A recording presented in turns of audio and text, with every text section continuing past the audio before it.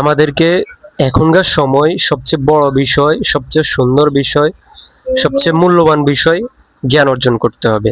জ্ঞান অর্জন না করবেন এই শেষ জমানায় আপনি ধরা খেয়ে যাবেন, আপনি ধোঁকার ভিতরে পড়ে যাবেন। অবশ্যই আপনাকে জ্ঞান অর্জন করতে হবে, সঠিক জ্ঞান অর্জন করতে হবে এবং সেই জ্ঞানটা মানুষের কাছে পৌঁছাই দিতে হবে। আর আল্লাহ তাআলার কাছে বেশি বেশি দোয়া করতে হবে, আল্লাহ, হে আল্লাহ আমাদেরকে সঠিক জ্ঞান অর্জন করার তৌফিক দান করুন এবং সঠিক পথে চলার তৌফিক দান করুন, আমাদের জীবনটা কল্যাণকর করুন। বেশি বেশি দোয়া করবেন যে কোনো ক্ষেত্রে।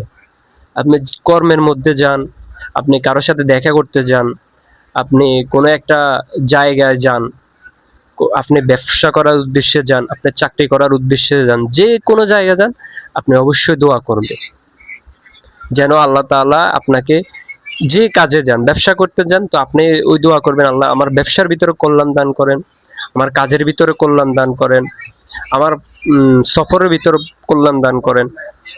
যেখানে যান আপনি কল্যাণের দোয়া করবেন।